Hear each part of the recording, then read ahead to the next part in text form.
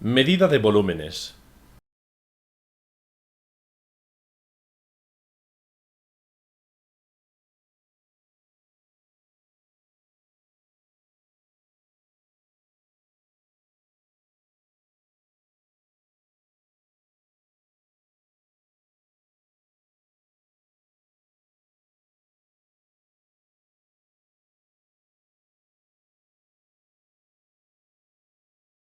Una operación habitual en el laboratorio es la medida de volúmenes de líquidos.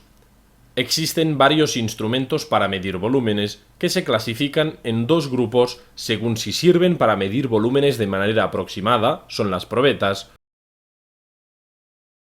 o si sirven para medir volúmenes de manera exacta, son las pipetas y las buretas, calibradas por el volumen que derraman, y los matraces aforados, calibrados por el volumen que contienen. Todos ellos están calibrados a una determinada temperatura, normalmente a 20 grados. Entre las pipetas distinguimos las graduadas y las aforadas. Las pipetas graduadas presentan divisiones a lo largo del tubo, con lo cual permiten medir volúmenes variables. Las pipetas aforadas se utilizan para medir volúmenes fijos. Tanto las pipetas graduadas como las aforadas pueden tener una o dos marcas de enrase. Es necesario indicar que también hay otros recipientes que indican un volumen orientativo, como por ejemplo los vasos de precipitados y los Erlenmeyers, pero no los utilizaremos nunca para medir volúmenes. Instrucciones para el uso de pipetas. Hace falta que os fijéis en el tipo de pipeta que tenéis y sus características, por ejemplo, si es graduada o aforada, si tiene una señal de aforo o dos, entre otras. Es necesario que la pipeta esté bien limpia. No se puede pipetear el líquido directamente del recipiente de reactivo. Para ello, trasvasamos un cierto volumen a un vaso de precipitados y se pipetea de aquí para evitar contaminar el reactivo que queda en la botella. Si la pipeta está mojada de agua, se debe pasar antes algo del líquido o la disolución que se debe pipetear para evitar diluciones. Para hacerlo, aspiramos un volumen pequeño del líquido que se quiere pipetear y mojamos bien toda la superficie interior haciendo girar la pipeta. Se introduce la punta de la pipeta en el vaso de precipitados y nos fijamos en que la punta de la pipeta se mantenga por debajo del nivel del líquido del recipiente para que no entre aire al pipetear el líquido.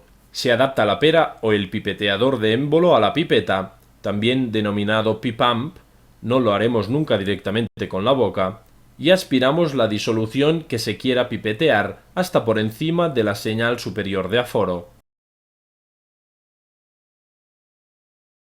Sacamos el pipeteador de émbolo o la pera, tapamos la pipeta con el dedo índice y con el papel absorbente secamos el exterior de la pipeta. Seguidamente se debe disminuir la presión del dedo y enrasar colocando la punta de la pipeta sobre la pared del recipiente. La posición de la mano permite controlar el derramamiento. Para que el enrase sea correcto y para evitar el error de paralaje, el ojo del que lleva a cabo la medida debe estar a la altura del nivel del líquido y perpendicular a la pipeta.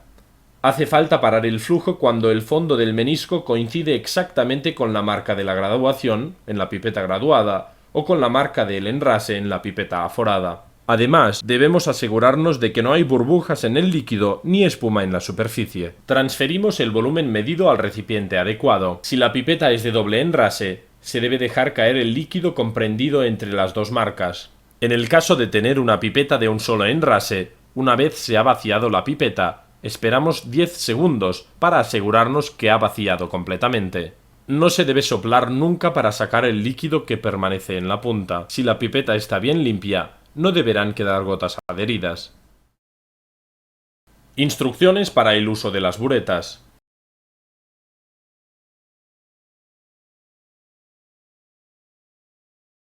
Las buretas son tubos cilíndricos graduados que tienen una llave que permite controlar la adición de líquido.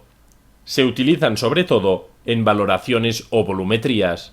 Las llaves pueden ser de vidrio o de teflón. Si la llave es de vidrio, se utiliza un lubricante. Sujetamos la bureta sobre el soporte de forma que quede en posición vertical y así se pueda ver la escala graduada. Antes de llenar la bureta, se debe comprobar que la llave esté cerrada y bien ajustada.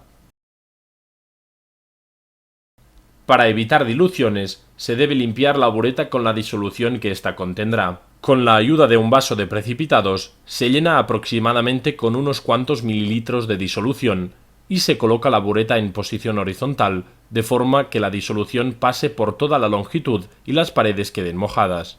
Finalmente, se deja caer el líquido por la punta y los lavados se recogen en otro vaso de precipitados.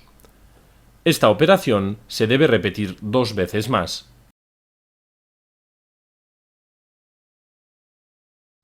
Con la ayuda de un vaso de precipitados, volveremos a llenar la bureta por encima de la marca del cero y a continuación dejamos caer el líquido hasta que quede enrasado justo en el cero.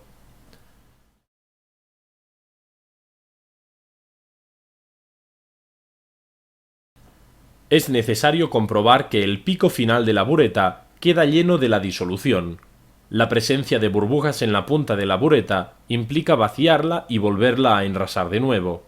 Para enrasar, el menisco formado por el líquido debe ser tangente a la señal de aforo por la parte inferior. Accionamos la llave que controla la salida del líquido con la mano izquierda. La mano derecha debe quedar libre para manipular y aguantar el recipiente sobre el cual se recoge el líquido que dejamos caer. Instrucciones para el uso de matraces aforados. La principal utilidad de los matraces aforados es preparar disoluciones de concentración exacta. Antes de empezar a utilizarlo, el matraz debe estar bien limpio. Si se trata de un soluto sólido, antes de colocarlo en un matraz aforado, se debe disolver en un vaso de precipitados y esperar a que esté a temperatura ambiente. Para transferir la disolución al matraz, se deben seguir los siguientes pasos. Se toma un embudo de caña larga, que sobrepase la marca de enrase, y con la ayuda de la varilla de vidrio, se dirige el flujo del líquido del vaso hacia el embudo.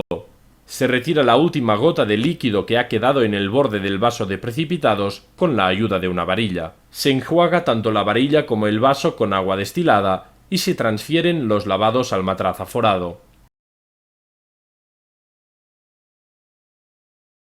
Este proceso de enjuagado se debe repetir al menos 2 veces más. Tras transferir el soluto, se llena el matraz aforado hasta la mitad y se agita el contenido.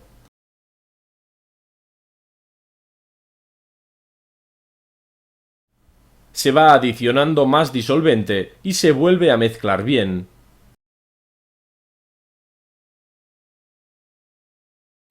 Posteriormente, se incorpora más disolvente casi hasta la señal de aforo y se deja reposar un tiempo de aproximadamente 1 minuto. Con una pipeta Pasteur, un cuentagotas o una pipeta, se acaba de enrasar la disolución poniendo el enrase a la altura de los ojos para evitar el error de paralaje. La base del menisco debe quedar tangente a la marca de enrase. Acto seguido, para acabar de homogeneizarla, se tapa el matraz aforado y se le da la vuelta varias veces. Se debe coger el matraz con las 2 manos y no por el cuello. Las disoluciones preparadas no se guardan nunca en un matraz aforado, siempre se deben transferir a una botella adecuada con la ayuda de un embudo. La botella se debe lavar previamente con pequeñas porciones de la disolución que se ha preparado.